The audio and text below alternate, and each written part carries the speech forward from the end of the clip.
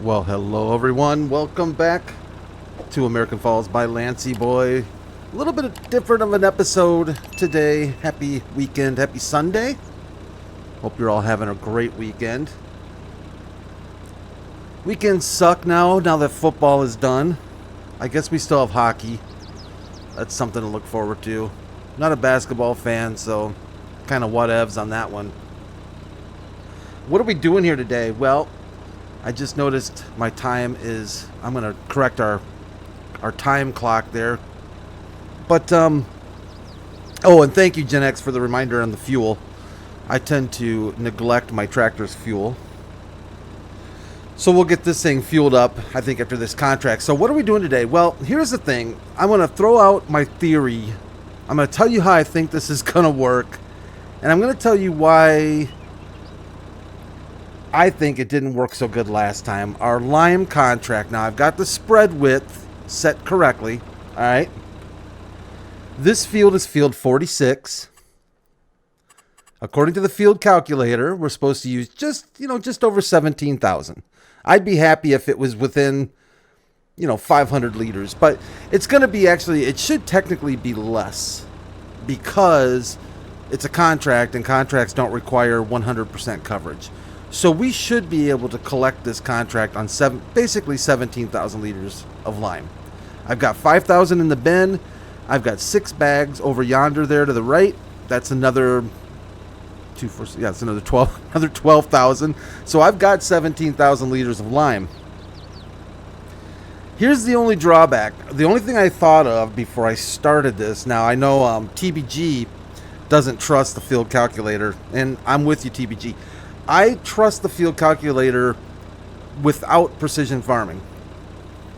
I've had really good luck with it. By the way, I am enjoying an adult water beverage and, of course, my adult stogie. So if you hear some odd noises, that's probably it. Or I'm dying. I don't know. It could be either or. Precision farming, I think, screws up the field calculator.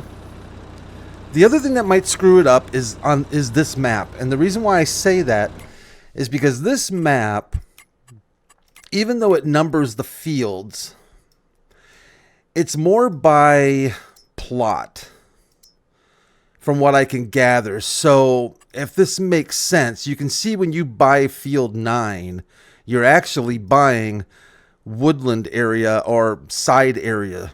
You're not buying the exact field size.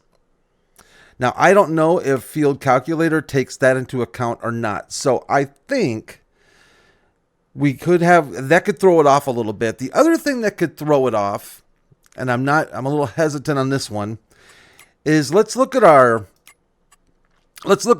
lease option here. And you can see that on the left-hand side, it's by farmland number, and on the middle here, it's by field.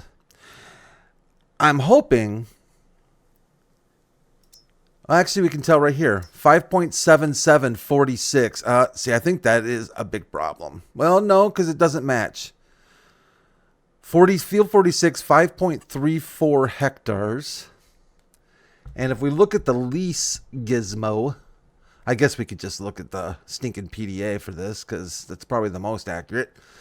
But just out of curiosity's sake, where is 46 on here? Here it is.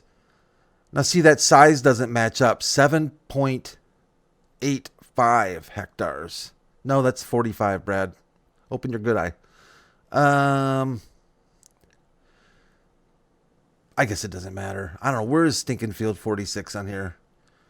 Probably doesn't exist. Field 46. I probably missed it. It doesn't really matter, I guess. Let's go here. 46 is over here. Does this show us if we buy 46 like this? It doesn't show size, does it?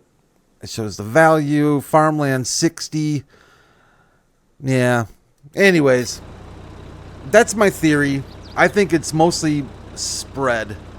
I think it's mostly because of the spread of the width of the spreader is why we got ganked. We made like 0 cash on that last one. We're going to do better this time. Fingers crossed, right? Let's get her done.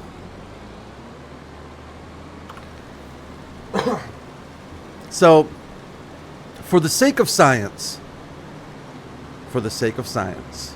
that's what we're doing here. Now, I'm thinking, again, it's going to be a little off because we got the little grassland areas in between the field, too. The farmer, I don't know what the farmer was smoking that day that he plowed the field, but apparently he maybe he was doing some alien communication or something like that. Doing some crop circle stuff. Don't really know. Speaking of alien communication, I just started watching Resident Alien on Netflix. Actually kind of funny. I mean, it's not Golden TV winning awards left and right. Pretty darn funny though, actually. I was somewhat impressed. If you haven't had a chance to check it out and you enjoy comedy, I think you might like it.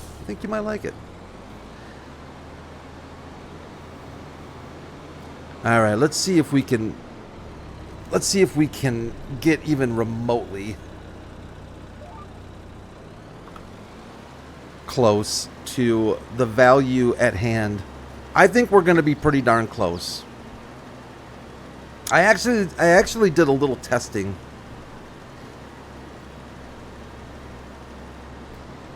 Over on my test map over on Elm Creek. And I didn't do big fields. I did a couple 2-3 small fields. And I set the spreader width to full width and basically kind of medium width. And it worked out with Lime. It worked out about what I expected, about double if you do half the width. Kind of a shame. I kind of wish the game recognized width adjustment as being legitimate for how much it's putting down. You know, it kind of threw me off too, because I think when I first started playing around with the width adjustment, it was with precision farming, and I think that threw me off because precision farming is really good about only putting down what you need, right? So if you're doing a 10-foot wide strip, even if you have your spreader maximum width, precision farming is only going to put down what it needs for that 10-foot wide strip. And I think at some point I started assuming that it was the spreading width that was helping that out, when indeed it was not. So this is what we do on our weekends. This is what us nerds, I guess I should speak for myself, but this is what we do. This is what we do with our weekends when when it's cold out. It's like 22 degrees out right now, and I know for some that may not be that cold. That's Fahrenheit. I have no idea what that is in Celsius. Probably, I don't know, 1. I don't know what it is in Celsius. Isn't it like 32 0 in Celsius? Is that what it is? Something along those lines? But yeah, this is what we do with our weekends. We putter around. We do what we do. We do some experiments, some learning adventures. Again, I should probably speak for myself. You all probably are having a much more productive weekend, would be my assumption. You know, actually accomplishing something. I am going to play a little ATS tomorrow. I didn't get to it today. I actually did have to get some chores done today. Dag burn it. I had to help around the house, get some cleaning done, laundry, blah, blah, blah. So, yeah, it's not all fun and games. Got a new coffee maker. I wasn't sure whether or not I wanted to go that route or not. I've been a Keurig guy, a K-Cup guy, for several years now. Probably 4 or 5 years. I've been basically just a dedicated Keurig guy. Only one in the family, in the household, that drinks coffee. So making pots and stuff just doesn't make a lot of sense. So I just went with the old single cup. We're gonna again go for the big strips, and then we'll cover the rest later. We're already at 73%. Oh yeah. Oh yeah. I think we've already established a significant difference when the spreader is set properly. And wow, isn't it weird how you can get you get a lot more field coverage done too? Jeez. I totally forgot this spreader could handle such a wide width. It was at 42 meters, so yeah, it's not too shabby. So anyways, yeah, I've been a Keurig guy for a long time. And it's all right. You know, it's not great coffee. It's certainly not the kind of coffee that coffee snobs and aficionados are going to accept. But I think, like anything else, you just get used to it. You know, you get used to it. But I decided finally, it wasn't so much I wanted to step up my game, but I wanted options. And I've been eyeballing these Nespressos, right, for a long time. I've been eyeballing Nespresso. The Nespresso Virtuoso and all this other stuff, right? All these fancy, schmancy barista centers. And I've had a couple 2-3 in my Amazon cart. Now, one thing I do with Amazon, and maybe you all do this too, or maybe you don't, but I've learned over time that with Amazon, I'll like put anything that I'm interested in my cart. And what makes it handy is when you go to your cart, even if it's especially if it's in like the save, and then you drop it to save for later, you know, so your cart doesn't have hundreds of thousands of dollars in it. But so you put it in your cart, you put it down to save for later, and then what Amazon does is it tells you price changes on the cart page. So it's a really quick little dealio to go to the cart page and look up at the top of the page. It says, hey, the following items prices have changed, so you can get a really quick synopsis of things that you've had in your cart, if the prices have gone up or if the prices have gone down. It's not too shabby. It's kind of cool. So I was looking at it the other day, and a coffee maker that I had in my cart was on sale, and there was like an additional I'm looking at percent. We're at 95%. Why did that 98? That's weird. It's like it's catching up. Did you notice that for the? It was like stuck at like 80-some%, and then it kind of. It's like Microsoft time. You know, when you're installing software on Windows and it says, 5 minutes left, and that takes like 30 seconds, and then the 99% takes like 20 minutes. That's kind of what I feel like it was doing to me. The old contract HUD up there. So anyways, we used all of our bags, and what was in there, that was about 17.5. So probably would have taken, I'd say, maybe 18,000. So the field calculator was pretty darn close, and I think it is thrown off a little bit by just how Lancyboi has these plots. Because if you look, all that forestry right there, or trees area, I think the field calculator is taking in account. Would that make sense, or would it be the opposite way around? Anyways, I'm just glad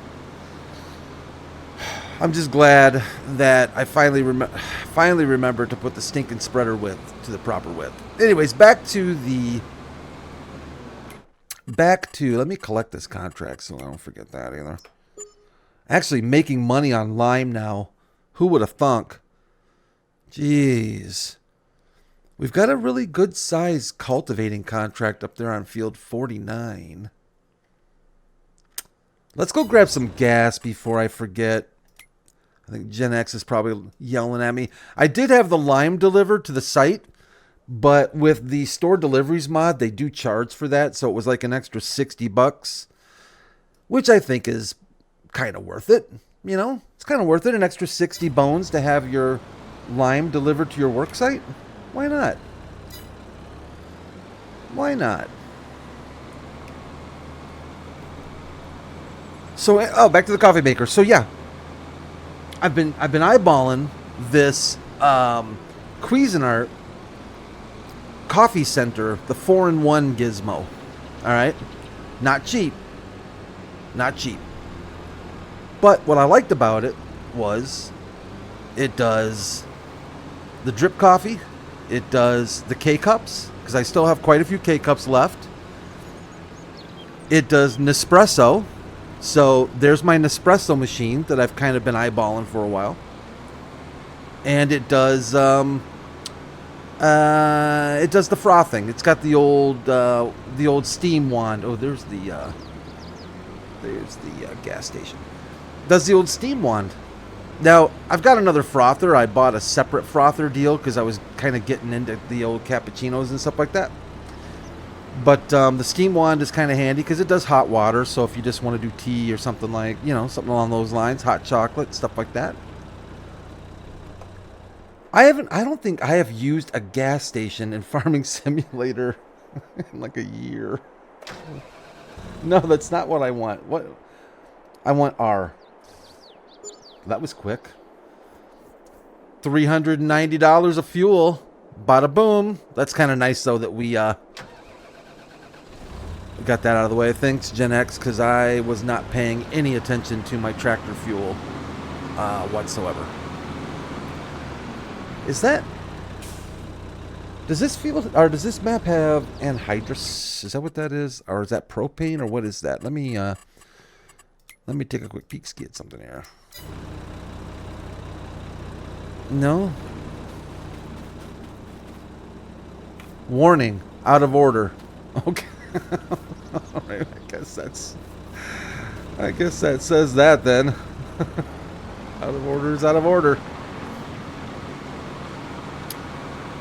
So I ended up going with it and watched some reviews, kind of got a feel for it, kind of knew what I was getting into. Got it delivered the other day and made my first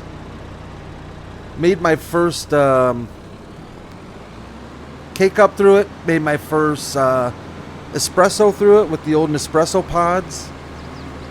Made some drip coffee today. And quite pleased. I like the machine. It's a little bulky. It's a little bit bigger than my Keurig machine, but I think it'll be a nice addition. Hopefully. Let's get repairs done. I should probably stay on top of those too. Where is our cultivator? Our cultivator,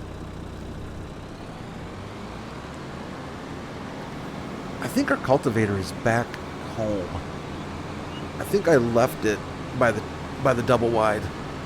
Let's go see. I wonder if there's a faster way to get through. I know our house is right down the railroad tracks down there. Well, maybe a shortcut through the field. Are you all coffee fans? For me, it's like I'm a lot more of a coffee fan in the winter than I am in the summer. I just find myself not really desiring coffee as much in the winter or the summer when it's hot out. I know people that drink it. Obviously, I think a lot of people just drink it year round. I'm just not. Whoopsie. Whoa, man, did a little. Did a little Exorcist action there. What was her name in The Exorcist? I know Blair, the actress's name, wasn't it like Blair something? Linda Blair, right? Is it Linda Blair? But I can't remember her name in The Exorcist. I think it was like Beelzebub or something. And then her mom wonders why she's stinking. I think, did I go the wrong way? No, maybe not. Her mom wonders why she gets taken over. I'll tell you what, that movie still freaks me out. I get freaked out by demonic movies and whatnot. I just feel like you're just playing around. You know, don't play around with that stuff. Don't do it. Don't do it. Don't do the crime if you ain't got the time. Don't do it. Well, I can't remember who sings that. Don't do the crime if you ain't got the time. Don't do it.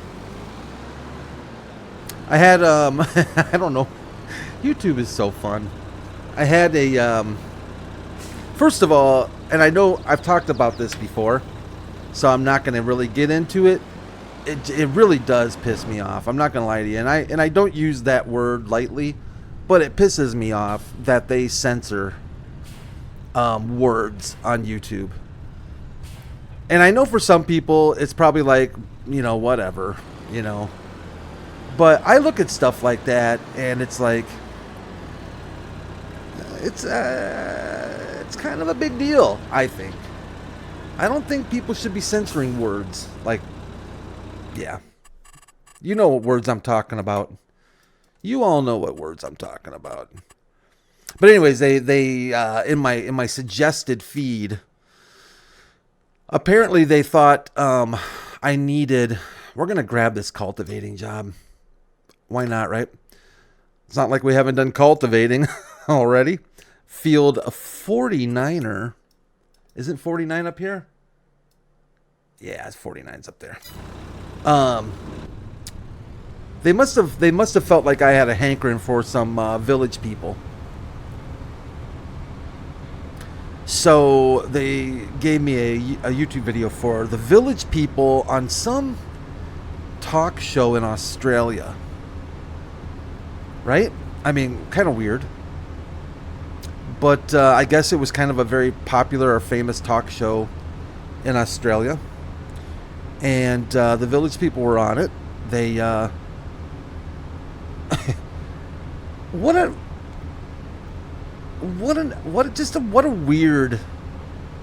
weird group. Right? It's not just me, right? Is it kind of weird? Like, you had the cowboy. Uh-oh. I don't know whose house we're going to. Oh, you know what? This might be right, actually. I think I actually Forrest Gump my way into going the right direction this time. Whoa, what is... Whoa. Oh, fancy. This doesn't open, does it? No. Oh, we don't own this either, so... Oh, Gen X, are you... You're the one that told me, aren't you, about... Shoot, I don't have it in front of me. I'll have to look at your comment again. You were saying that there's a field. Is it field... Is it this one? No, it was one for like 100,000, I think you said. Anyways, I'll have to look at your comment again. You mentioned that there's a field that I can get for like 100, maybe around 100 grand. And then a farm by it that has silos. I'm going to check that out. Because that sounds right up our alley. If we want to get into... man, that thing is weed infested. Whoa, fence. That sounds about the right price, right? For getting into something sooner than later. I like it. But yeah, the village people, what a weird scenario. Like, who came up with that idea? Like, oh, Brad, you really need to start watching where you're going. What is, there's a boat down there. Doesn't have a little treat in it, does it? Nope. No collectibles. I've been told Lancyboi collectibles are a little more difficult than your average bear. But I figure it's worth checking out around bridges. It's always worth around bridges, I think. But how weird, though. It's... construction guy. I think there was a construction guy. A cowboy. A cop. Yep, a police officer. I'm trying to think of who else was... construction guy, cop, police officer, Indian, Native American.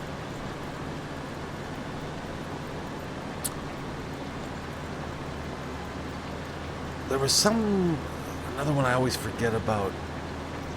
But yeah, how weird. Just a weird idea for a group. And I don't think I've ever listened to their albums. Ever. I think I mean, we all know the popular songs, the YMCA, In the Navy, right? There's a third one I always forget about. YMCA, In the Navy, and then there's that third one I always forget the name of. But the one dude is actually a legit good singer. The black guy, who I think is the cop, he's actually a legit, like, talented singer. I don't know about the rest of them, because I don't know if the rest of them ever really have full songs or not. I'm assuming they probably do. But yeah, the one dude, like, has legit vocals.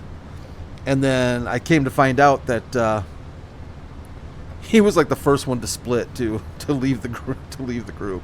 He's probably like, you know what, man, I think I can do something else. I don't think I have to dress up like a cop, you know. Just so weird. Just so weird. I just don't know where that idea...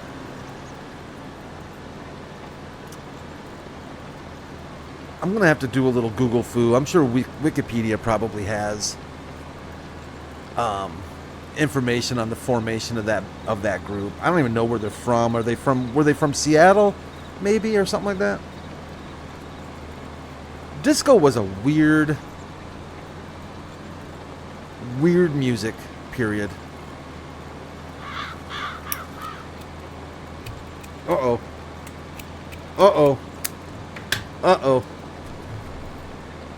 The old Zippo has given up the ghost. All right, give me 1 second. Let me see if my pause works on this video. Hold on 1 sec. All right, I think that worked. So either pause worked, or you all just had about 30 seconds of the tractor sitting still while I was going to find my other Zippo. So, disco, super weird, kind of creepy. I think it's kind of creepy. A lot of velvet, a lot of kind of like a lot of velvet, and a lot of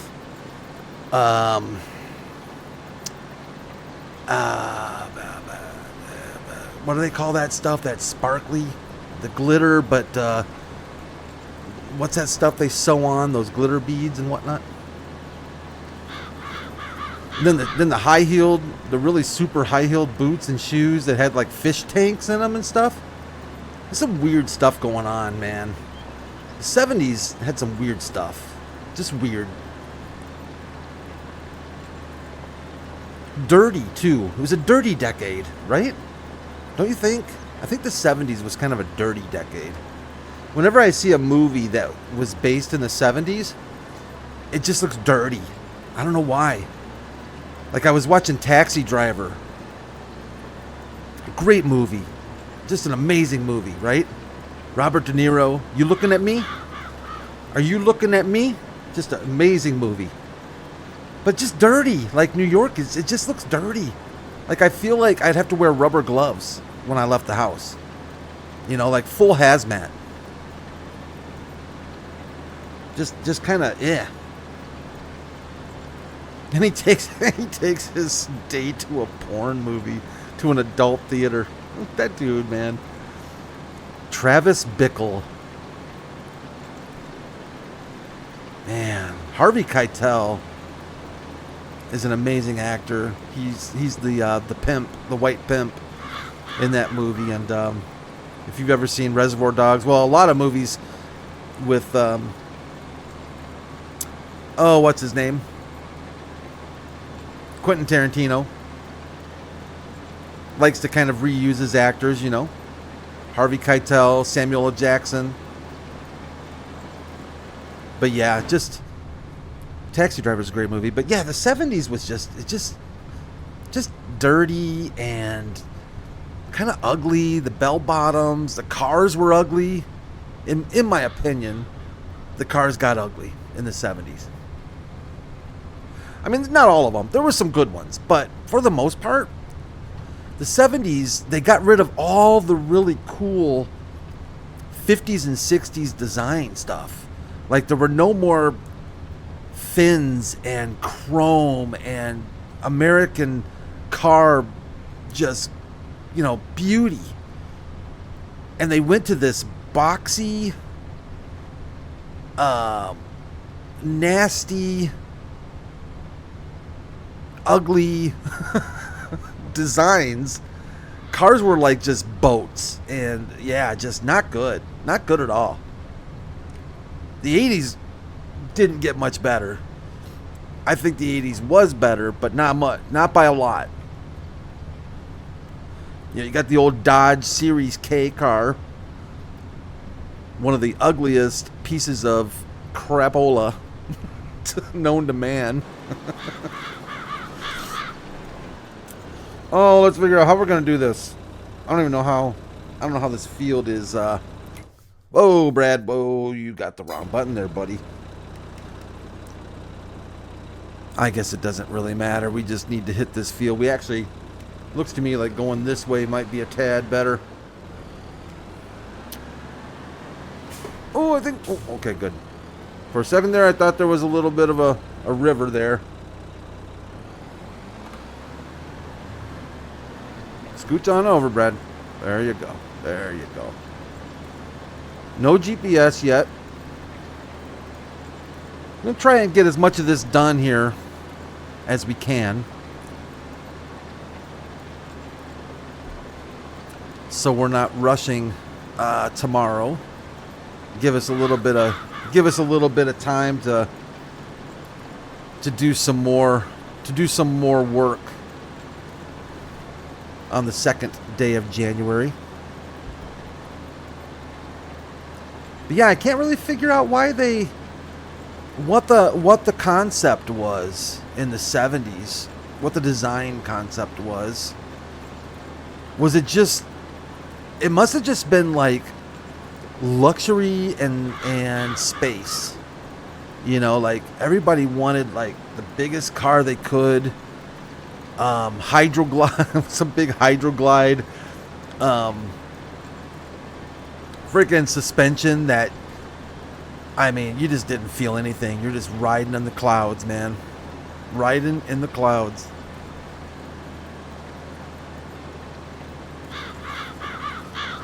And I think, weren't most cars still regular gas? I don't think unleaded was all that big quite yet, was it? Or is that when unleaded kind of started making its way? I know our Dodge Dart we had when I was a kid, that puppy was regular. Oh yeah. The Dodge Dart. Bad to the bone. I swear my dad, I swear he the worst taste in cars. I mean, no offense, but the absolute worst taste in cars. Our family has never owned a good-looking car. Well, I'll take that back. when I lived at home, we never owned a good-looking car. The fanciest car my parents have owned is a Dodge Caravan that was pretty loaded. It was like the Town and Country, or I don't know, something like that. Used, of course. And then Camrys, Toyota Camrys. Since 1985 or 87. My dad has owned a Toyota Camry of one year or another. In fact, I think there was only one. I take that back. There was one period about 2 or 3 years, and probably closer to 2 years, that my dad owned a Toyota minivan. Hated that thing. I hated it. I don't think they liked it. I don't think my parents ended up liking it either. I mean, it was all right mechanically and stuff, but it was one of those stinking minivans that I think I've told you that you get out of the driver's side, and if the wheel is turned, you're like stepping over the wheel to get out. It was like a cab over design, and yeah, just things didn't go well with that minivan. So back to the Camrys, I guess he did, and yeah, it's been Toyota Camrys ever since. That's it. And the same, basically the same color. Basically they're that silver gray blase color, because at some point or another, I think my dad read in Consumers Magazine that the highest retail or highest resell color, was the most boring. You were smart to buy a boring color. Don't get something that makes sense, that kind of stands out. Don't get red or yellow or anything pretty. Just get get your silver there. Get the old silver. I think technically it's a green, like a green silver. It's kind of a weird thing, but anyways, yeah, Toyota Camrys. I mean, they're good cars. I'll tell you, as far as the cars my dad's owned, being all Camrys, they have all been like, they've just all just run. I mean, there's truth to it. They're just good cars. I'm sure there's lemons out there, but the Camrys my family's owned, yeah, they just run like a top. And inside and out, mechanically, they're just great. So what can I say? Maybe they're not the most exciting cars and stuff, but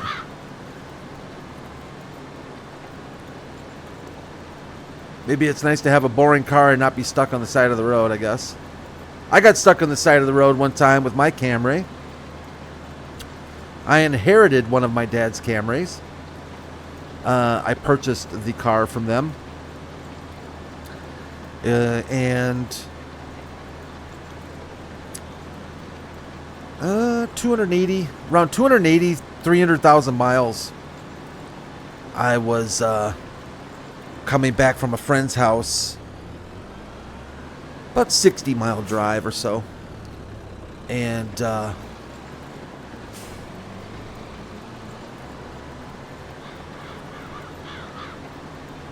the accelerator just stopped working.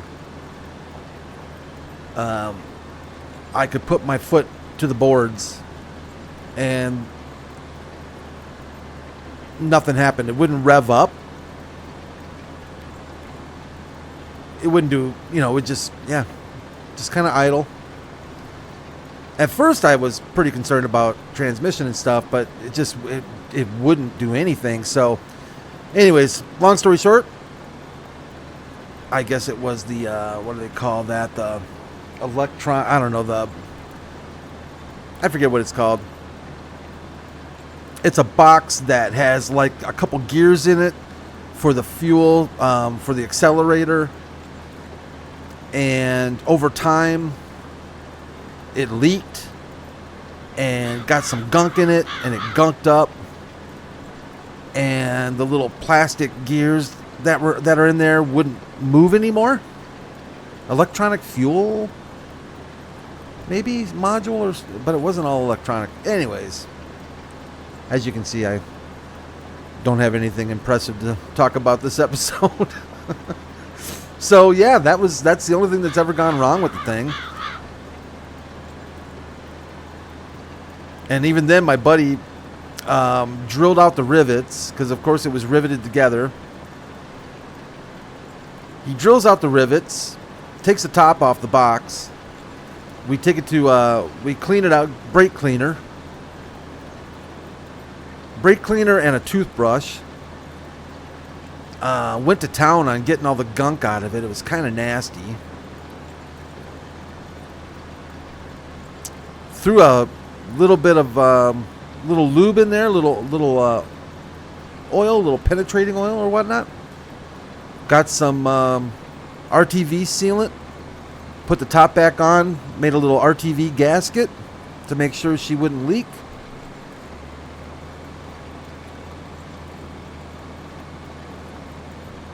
Bored out some holes for screws. Actually, did we screw it in? We might have actually used little bolts, because I think maybe it was set up to do that. Either way, we sealed it up, and it's been 3 years, and that car is still running easily over 300,000 miles. It doesn't burn any oil. Between oil changes, I think I add a half a quart. Yeah, about a half a quart. I mean, it's nothing fancy. It's not a fancy car. It needs an exhaust. It needs exhaust work. Michigan winters. The Rust Belt. Yeah, not friendly on exhaust, not friendly on anything. It's starting to show little signs of, rust action around the gas tank, the gas filler. The areas that you would kind of expect there to be some rust action starting. The back wheel wells, But yeah. I watch, what's his name? South Main Auto. Really enjoy that channel. I've watched him for years. I watched him when he was definitely a much smaller channel. They've grown quite a bit. But yeah, I've watched South Main Auto. If you like any kind of mechanic YouTube channels, you definitely want to check out South Main Auto.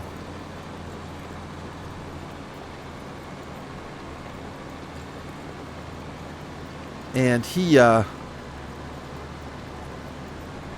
got some definite opinions about certain makes and models. I listen to mechanics. If they tell me not to buy a certain kind of make or model, I'm not going to do it. It's like they know. They know what comes into the shop.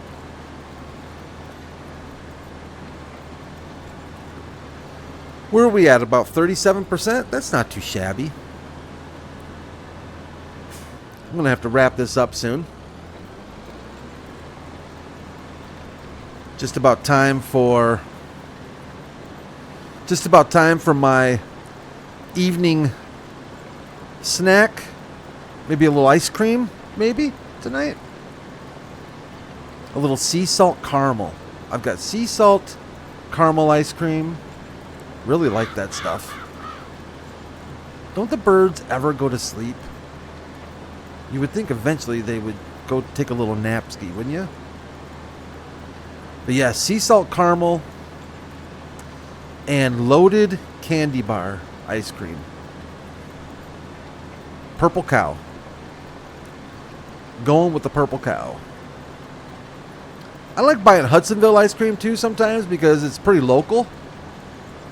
It's made not too far from where I live. But a lot of times I go with what's on sale too, you know, when it comes to ice cream. I'm a flavor guy. I'm not a, you know, that's important, but I'll try new things. I'll try different things. If it's on sale, you get a nice deal on some Hudsonville or some Breyers or some fancier stuff. Edie's. Edie's ice cream. What's going on over there? Still dealing with the sunset, I guess, huh? Ben and Jerry's? I haven't had Ben and Jerry's in forever.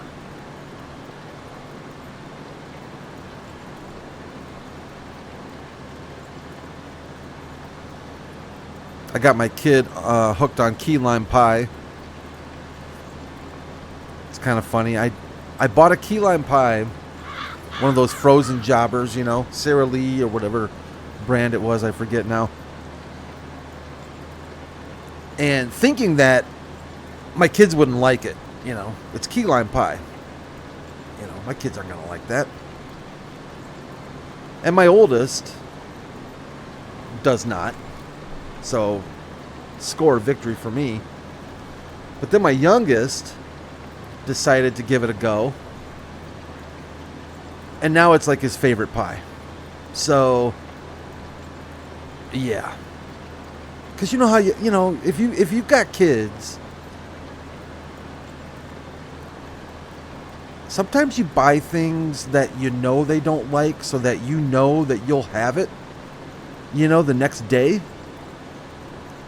So it's a little sneaky, but it is what it is.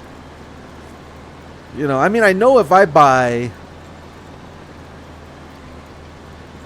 you know, I mean, some things you're just not going to get away with. If I buy, like, well, ice cream's one of them for sure, but I swear that's probably why my dad and mom always bought, like, or had, like, boysenberry pie. You haven't lived until you've had a good boysenberry pie. Why? Boysenberries, first of all, are probably more expensive than blueberries. I don't know, maybe not, but I'm guessing. Or raspberries even. Raspberry pie too, man. I like the flavor, but yeah, the seeds just, I can't do it anymore. The seeds drive me crazy. Little pellets. I think that's why my dad and mom always had boysenberry around. Oh, and another good one. What's that? Rhubarb pie.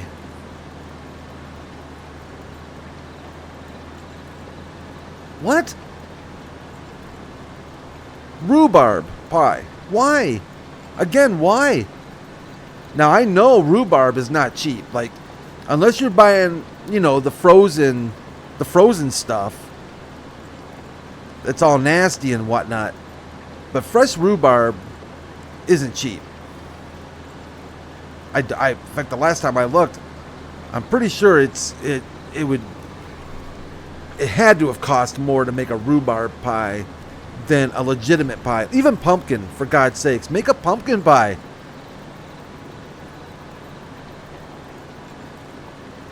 Rhubarb pie. Make a sweet potato pie. That can't be that much. Sweet potatoes aren't that expensive, right? Next thing I know, they're making like squash pies and stinking okra pie. What are we having for dessert tonight? Okra pie a la mode. Oh, that sounds lovely. Why don't we just make some fried chicken pie? It's like, what are you doing, people? There's no rules here. You don't have to do that. You don't have to eat that stuff. You can eat good stuff. I think there was another weird one too. My dad told me about. Is it currant pie or some kind of nasty? Ugh. Stinking gross.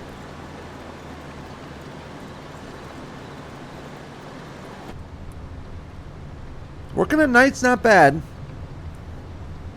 These extra lights kind of help. I need to throw this light mod out into my list on the Discord server. I just thought of that. I don't think I have the light mods listed. I need to update that list.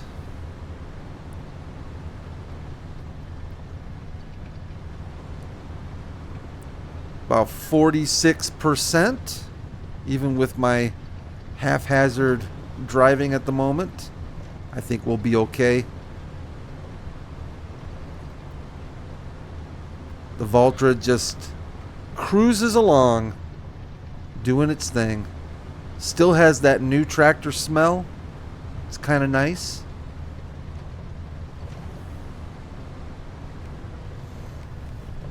I like that display right there. Looks kind of modern, kind of fancy schmancy. Get it into gear, Brad. Get it into gear.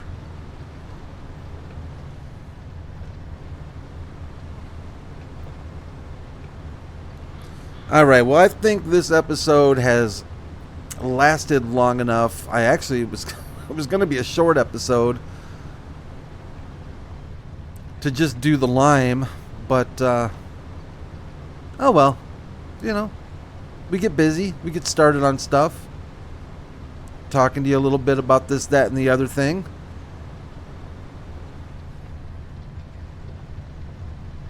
I like our little cultivator. Nice and easy to pull. Decent size. Not huge, but not too bad. And it was cheap.